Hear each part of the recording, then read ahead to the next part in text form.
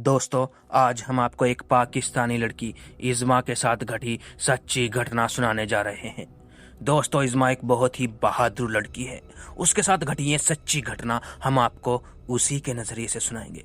दोस्तों, कहानी सुनाने से पहले हम आपसे रिक्वेस्ट करते हैं कि अगर आपको भूतिया और डरावनी कहानियां पसंद है तो हमारे चैनल को ज़रूर सब्सक्राइब कर लीजिए, क्योंकि हम अपने चैनल पर लेकर आते हैं डर और खौफ से भरी हुई हॉरर कहानियां।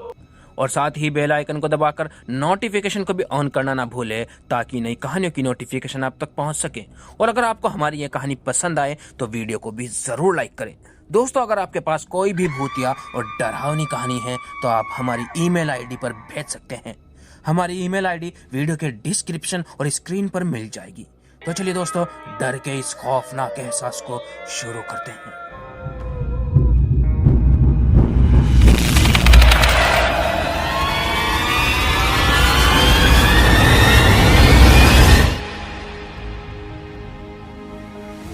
मेरा नाम इज़्मा है।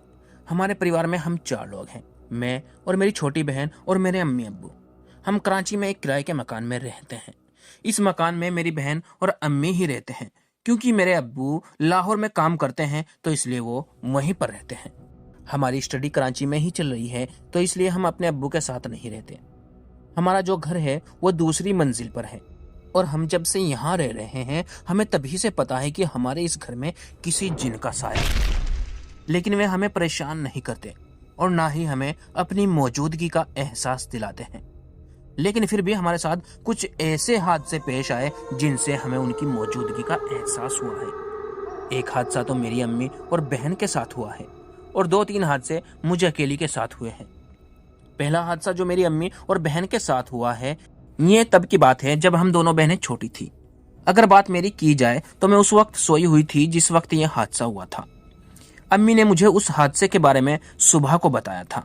शाम के करीब 8 बज रहे होंगे, बिजली गई हुई थी और दूध वाला अभी अभी दूध देकर गया था।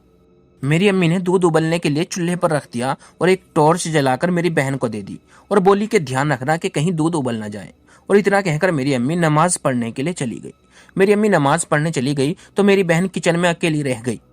बिजली गई हुई थी तो चारों तरफ अंधेरा छाया हुआ था, और मेरी बहन अकेली थी तो उसे डर लग रहा था।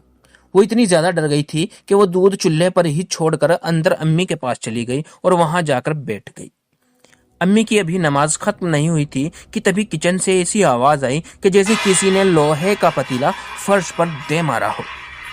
अम्मी परेशान हो गई कि शायद किचन में बिल्ली ना आ गई हो और उसने दूध का पतीला गिराकर सारा दूध खराब ना कर दिया हो।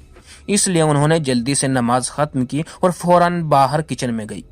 किचन में आकर उन्होंने टॉर्च की रोशनी से देखा तो दूध अभी उबलना शुरू ही हुआ था और बस बाहर गिरने ही वाला था कि अम्मी ने चूल्हे का फ्लेम धीमा कर दिया और फिर आसपास टॉर्च की रोशनी मारकर देखने लगी कि कौन सा बर्तन गिरा है। मेरी बहन भी साथ ही थी।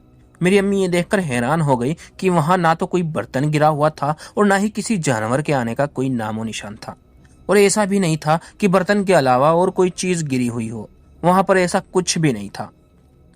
अगले दिन अम्मी ने मुझे ये सब बताया और उस वक्त हमें ऐसा लगा कि किसी जिन ने दूध को बर्बाद होने से बचाने में हमारी मदद की है। फिर एक हादसा मेरे साथ भी हुआ। मुझे अपने कानों में हेडफोन लगाकर छत पर वॉक करने का बहुत शौक है।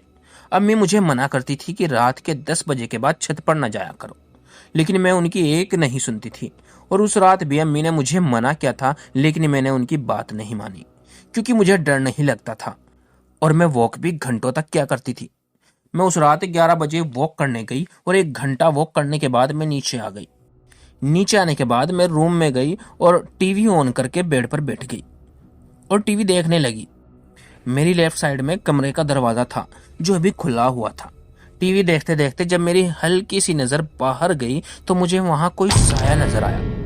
मुझे ऐसा लग रहा था जैसे वो मुझे ही घूर रहा है। मैंने उस तरफ मुंह करके गौर से देखना चाहा तो वो साया एकदम से गायब हो गया। लेकिन मैंने उस लम्हे में उसकी शक्ल, सूरत या फिर यूं कहें उसके शरीर की जो बनावट थी वो मैंने अपने जहन में उतार ली थी, जो मुझे अभी भी याद है। वो जो कुछ भी था, लेकिन देखने में ऐसा लग रहा था जैसे कोई दुबला पतला सा मर्द हो। उसके जिस्म की हड्डियां तक दिखाई दे रही थी। उसके सर पर बाल भी नहीं थे और ना ही उसने कोई कपड़े पहने हुए थे। उसकी चमड़ी ऐसी थी जैसे वो कई सालों से नहाया ना हो, बहुत गंदी सी।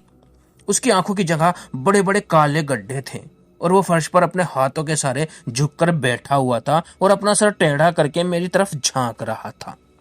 खैर मुझे परवाह नहीं थी क्योंकि मैं डरती नहीं थी। मैं इतनी बहादुर थी कि इतना सब कुछ होने के बावजूद भी मैं थोड़ी सी भी नहीं डरी थी। मैं बेड से खड़ी हुई और बाहर गई। और बाहर जाने के बाद मुझे और भी चीजों का एहसास होने लगा था। ऐसा लग रहा था जैसे कोई आसपास चल रहा हो। कभी आंखों के सामने साए नजर आते थे, लेकिन फिर भी मुझे कोई परवाह नहीं थी।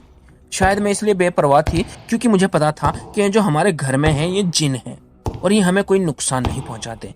एक रात अम्मी ने मुझे किचन में बर्तन धोने के लिए भेज दिया और बाकी के फैमिली मेंबर अंदर कमरे में बैठे हुए बातें कर रहे थे। मैं किचन में बर्तन धो रही थी तो तभी मुझे कुछ एहसास हुआ। मैंने साइड में नजरें घुमाकर देखा तो मुझे कोई साया नजर आया।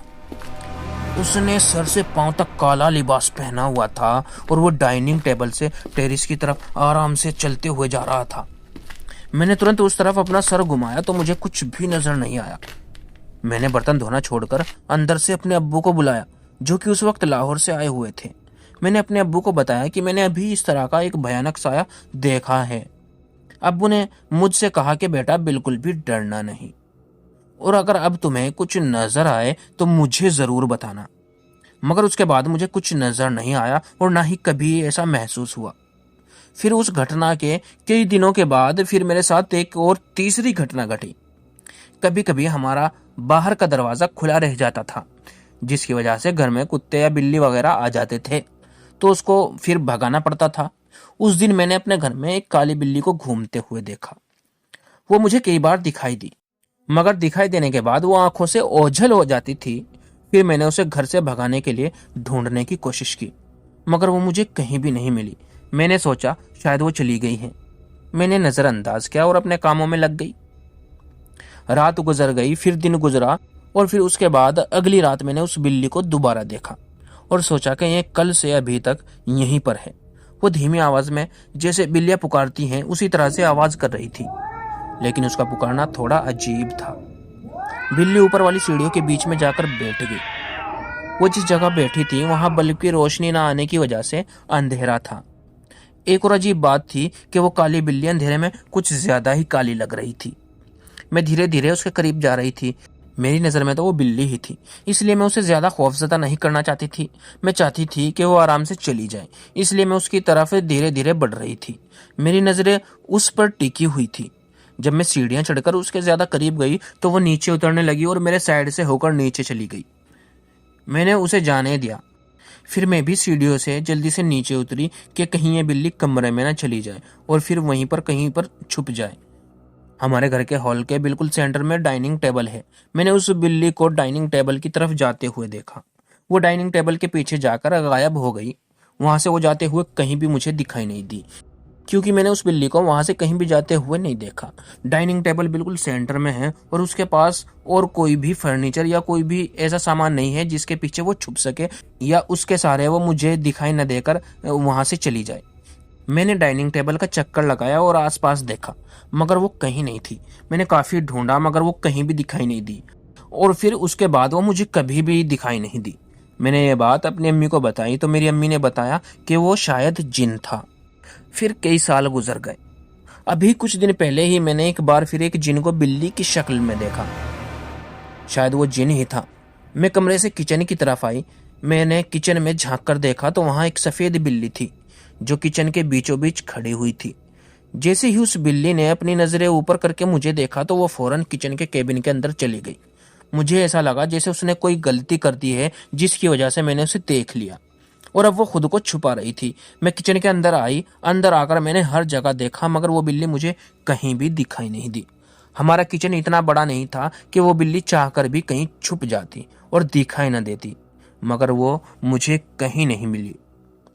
मैं बिना डरे किचन से बाहर आ गई और मैंने ये सोचा कि शायद ये भी कोई जिन था। दोस्तों, उम्मीद है आपको ये कहानी पसंद आई होगी। दोस्तों, चैनल को सब्सक्राइब करना बिल्कुल ना भूलें। मिलते हैं अगली वीडियो में।